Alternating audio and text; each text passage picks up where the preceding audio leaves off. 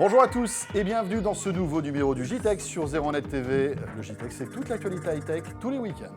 Et au sommaire cette semaine, le Mobile World Congress de Barcelone. Il ouvre ses portes dans 8 jours. Nous levons un coin du voile dans le JTech. 4G, Internet fixe, mutualisation des réseaux. On a évoqué tous ces sujets sensibles avec Olivier Roussat, le PDG de Bouygues Telecom, qui était notre invité cette semaine sur ZeroNet TV. Enfin, direction Amsterdam pour découvrir des systèmes audio et vidéo hors du commun au salon ISE Reportage. Le JTech, c'est le best-of des vidéos de la semaine sur ZeroNet TV. Soyez les bienvenus.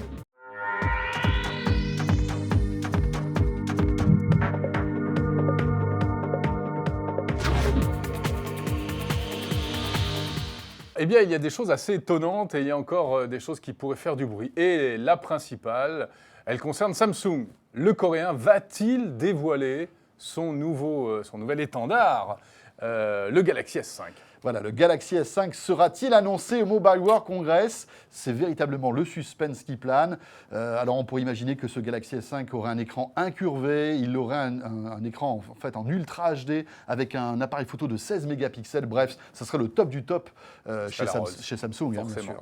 Alors, il y a une invitation qui a été envoyée qui laisse entendre que cela pourrait être ça, mais en même temps, on a quelques doutes puisque ces dernières années, Samsung a préféré prendre ses distances avec le Mobile World Congress et présenter les Galaxy S4 et Galaxy S3 ailleurs, à d'autres moments dans l'année. Rappelez-vous, l'année dernière, on était à New York, justement, un petit peu plus tard que le Mobile World Congress pour vous présenter ce Galaxy S4. Alors, est-ce que là... donc les paris sont ouverts. Voilà, les paris sont ouverts. Qu'est-ce qu'on fait? On parie ou pas? Ouais, moi je pense qu'ils vont le sortir lundi 24. Eh bien, moi, je ne pense pas. Donc, tu crois pas? Ouais, moi, j'y crois pas. Je pense que ça sera un petit peu plus tard. On verra ce qui va se passer. On verra qui gagne. Peut-être aussi une Galaxy Gear 2 qui pourrait être présentée lors de ce Mobile World Congress. On sait que la première Galaxy Gear n'a pas eu énormément de succès. Samsung voudrait se rattraper là avec ce nouveau modèle. Surprise, peut-être, Samsung va-t-il lancer un smartphone sous Windows Phone 8 ? C'est ce qui se dit, et là, ce serait quand même une news assez importante. Voilà, et puis dernière petite news concernant ce Galaxy S5 qui pourrait être annoncé. Il ferait partie en fait de cette nouvelle génération de smartphones qui pourrait filmer en ultra haute définition, puisqu'on le sait que maintenant les écrans ultra haute définition vont arriver. Alors peut-être que voilà, ce smartphone serait l'un des premiers à proposer cette fonction qui serait aussi chez d'autres constructeurs. Alors, il n'y a pas que Samsung dans la vie, et il y a un autre poids lourd qui va sans doute faire des flammes à Barcelone, c'est Nokia. Nokia qui pourrait dévoiler alors deux produits, notamment le Lumia 630 et le Lumia 1820, qui va être un peu le nouveau vaisseau amiral de la marque finlandaise. Voilà, avec un écran qui pourrait être de 5 pouces 2 à peu près, une résolution aussi très haute définition, un nouveau processeur Snapdragon.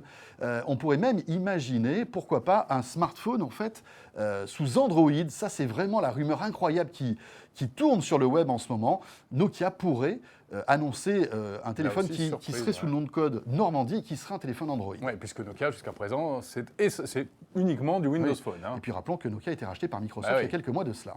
Bon, du côté de chez LG, autre coréen, eh bien peut-être un nouveau smartphone LG. Alors ce serait la suite du G2 qui s'appellerait le Pro 2. Vous savez, c'est ce phablet, grand format donc, et qui ferait là 5,5 pouces. Voilà, et puis LG pourra en profiter aussi pour annoncer un G2 mini. Vous savez que le G2 était le gros succès de LG de cette année. Et bien voilà, il pourra annoncer, tout comme Samsung l'a fait avec le Galaxy S4, un G2 mini qui aurait un écran de 4,7 pouces. Du côté de chez Sony, on parle d'un Sony Xperia Z2 avec, qui serait aussi une espèce de bombe atomique, avec un appareil photo 20 mégapixels, un écran Full HD, bref, le haut de gamme de chez Sony. Voilà, et pourquoi pas aussi, ça c'est une rumeur qui traîne aussi sur le web, l'arrivée de Sony dans le domaine des Windows Phone.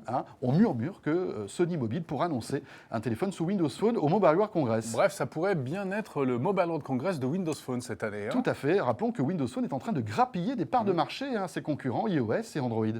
Autre info importante, alors il va se passer plein de choses évidemment, sur les autres stands, les autres marques, etc. On ne va pas tout passer en revue tout de suite, mais on garde pour... Voilà, mais on peut imaginer la montée en puissance des Chinois, bien sûr, on attend Huawei, ZTE, Wiko aussi qui pourra annoncer de nouveaux téléphones portables, donc on aura plein de choses à vous raconter. Et puis il y aura du people, en tout cas du poids lourd côté décideur, avec la présence de Mark Zuckerberg, le patron de Facebook, fondateur de Facebook, qui devrait faire une intervention au tout début du Mobile World Congress. Voilà, alors pour annoncer quoi? Un téléphone Facebook, un smartphone Facebook, un énième smartphone Facebook? C'est peu probable. C'est peu probable, en tout cas, on suivra ça de près.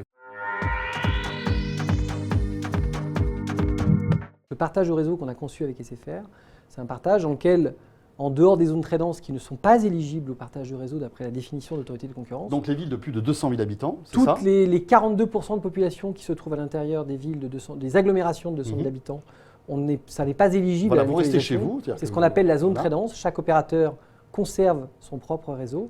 Et puis, en dehors de ces zones, les opérateurs ont le droit de mutualiser les infrastructures, c'est-à-dire de partager le réseau. Donc ça, c'est l'objet de l'accord que nous avons fait avec SFR. Et que nous ne partageons pas les fréquences. Ce qui permet d'écouler le trafic des clients, c'est les fréquences de chacun. Nous avons chacun nos fréquences, nous ne mutualisons pas les fréquences. Et donc ça signifie que les ressources de fréquences que nous avons pour pouvoir écouler le trafic de nos clients, nous les conservons totalement intactes, chacun de son côté. Et donc c'est quelque chose qui nous permet ainsi de ne pas avoir de phénomène de saturation qui puisse être observé. Mais vous allez aussi grossir les tuyaux avant et alors, ces infrastructures. La deuxième chose que l'on fait, c'est que ça, c'est au niveau de l'antenne. On s'assure que chacun a conservé ses propres fréquences. Et la deuxième chose qu'il faut faire, c'est que le tuyau qui va aller depuis l'antenne jusqu'au réseau, puisque même dans un réseau mobile, à un moment donné, il y a des tuyaux physiques, et bien ce tuyau, on le dimensionne en tenant compte de la capacité de l'un et de l'autre, avec même une marge de manœuvre supplémentaire pour ne pas avoir de contention à l'intérieur de ce tuyau. Alors on voit qu'il y a une vraie, aujourd'hui, course à la couverture 4G. Tous les opérateurs se battent là-dessus. On grappille quelques pourcentages semaine après semaine, mois après mois.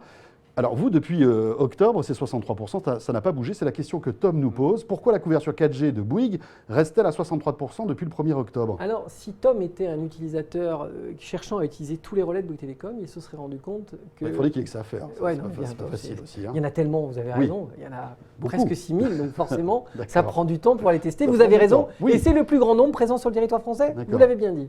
Et donc, qu'est-ce qu'il aurait vu ? Il aurait vu que depuis le 1er octobre, on en a ouvert quelques centaines supplémentaires qui vont effectivement nous attribuer des points supplémentaires de couverture. En revanche, calculer la couverture, c'est un processus un peu long, un peu lourd. Et donc, pour l'instant, on ne l'a pas recalculé. C'est la raison pour laquelle... Mais à peu près, là, vous êtes à combien ? Vous êtes plus à 63%. Et à peu près, ça n'est pas un chiffre. Ce serait un écran OLED qui pourrait être souple, c'est-à-dire qui pourrait suivre la forme du poignet, mais ça évidemment ce sont des rumeurs. Un écran qui ferait 1,5 pouces de large, donc pas forcément très grand, mais en même temps ça dépend les usages qu'on va implémenter dans cette montre, parce que si c'est pour taper des mails, effectivement ça va être très petit, mais si c'est juste consulter quelques notifications et utiliser des services qui seront intégrés dans la montre, c'est plus facile. On sait que depuis plusieurs mois, Apple embauche mais beaucoup de spécialistes de tout ce qui est la santé électronique, les capteurs cardiaques, l'analyse du sang avec des capteurs pour savoir, notamment pour les diabétiques. Enfin, il y a vraiment, et même récemment, des analystes du sommeil. Donc il y a vraiment un gros enjeu qui va être la santé électronique et la relation entre l'utilisateur, sa smartwatch, et évidemment le smartphone qui permettra d'avoir certainement des graphismes et des applications qui mettront en valeur ces informations. Apple serait en train de travailler à différentes technologies pour son iWatch. Alors une technologie qui existe déjà dans certaines montres, qui serait du rechargement via les mouvements, donc kinétiques. Les mouvements généreraient de l'électricité, ou en tout cas une partie de l'électricité consommée par l'appareil. Et puis il y a aussi une réflexion sur des capteurs solaires qui pourraient être placés sur l'écran de manière transparente et qui permettraient dans la journée de prendre un peu de l'électricité, de générer un peu d'électricité pour la montre, ce qui ferait qu'on épargnerait la batterie. Alors évidemment, ça, ce sont des pistes de recherche et les technologies ne sont pas encore forcément matures. Donc les spécialistes disent « Ok, très bien, très bonne idée, mais a priori, ça ne sera pas prêt pour la première iWatch ». Parmi les acteurs importants dans le monde de la vidéoprojection, eh bien, il y a aussi Optoma. On le voit, la gamme est très complète avec des produits de voyage. Ici, le ML550 qui se décline aussi en ML750. Deux petits appareils, un système d'éclairage LED 720p, 500 et 700 lumens. Il y a aussi le ML1000, une nouveauté. On est un peu à la limite du form factor de ce que peuvent être les vidéoprojecteurs LED qui doivent être donc ultra compacts. Il y a un produit forcément home cinéma qui est vendu cette fois-ci à moins de 1000 €. C'est le HD25e, un produit vendu moins de 1000 € dans sa version à 2800 lumens. Il y a une version HD25 LV, cette fois-ci à 1200 €, qui intègre un système d'éclairage à 3200 lumens. La grosse nouveauté de ce salon, c'est ce HD91, donc, qui utilise une technologie de projection DLP avec un système d'éclairage LED, donc traduction un système Full HD 3D qui peut tenir jusqu'à 20 000 heures de vidéoprojection. La grosse particularité, eh bien, c'est son prix, 3 500 €, ça fait un peu cher pour une nouvelle technologie.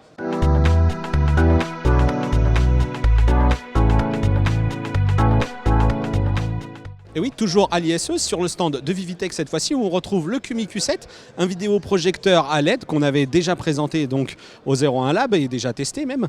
Il sera prochainement décliné au mois de mai en une version 1000 lumens avec un petit dongle Wi-Fi pour surfer sur Internet directement depuis son vidéoprojecteur. Il y a une petite particularité que j'aimerais vous montrer cette fois-ci à l'ISE, c'est ce qui se trouve derrière moi. Il s'agit d'un vidéoprojecteur à focale ultra courte. Son petit nom, encore générique, DX75 Series. Sa particularité, on le voit, c'est qu'en fait la projection est envoyée sur un miroir, puis projetée sur un écran de projection. Là, avec à peu près 60-80 cm de distance, on a quand même une image de près de 90 pouces de diagonale. On vous le dit tout de suite, c'est une qualité HD classique, 1280 par 800 pixels, mais le concept est vraiment amusant, puisque en fait, je peux passer sur une interface toute tactile, sur laquelle je peux dessiner et faire des inscriptions directement avec le stylo qui est livré par le constructeur. Comment ça fonctionne? En théorie, c'est assez simple. Le stylet est équipé d'un capteur infrarouge qui communique directement avec une caméra qui est installée sur le vidéoprojecteur. Donc effectivement, on le voit bien, ça reconnaît toutes les formes qu'on peut dessiner ou les textes qu'on peut effectivement écrire directement sur la toile de projection. Vous allez forcément vous dire qu'est-ce qui se passe sur 01net TV, ils sont un peu fous, ils nous présentent un produit professionnel, clairement, c'est dédié à l'entreprise et à l'éducation. Mais il y a peut-être quelque chose qui est en train de se passer dans le monde du home cinéma. On l'a vu notamment avec Philips qui présentait ce système de vidéoprojection à focale ultra courte. Et puis, pourquoi pas, après tout, installer un tel appareil pour réinventer le Pictionary en famille au salon. Voilà, c'est la fin de ce JTech. Merci de l'avoir suivi. Retrouvez l'intégralité de ces vidéos et bien d'autres sur 01net.tv. Et bien sûr, n'hésitez pas à nous suivre sur les réseaux sociaux, sur Google+, sur Twitter et sur Facebook. On se retrouve samedi prochain pour le JTech et dès lundi pour toute l'actu high-tech en vidéo au quotidien. À très vite. Salut à tous.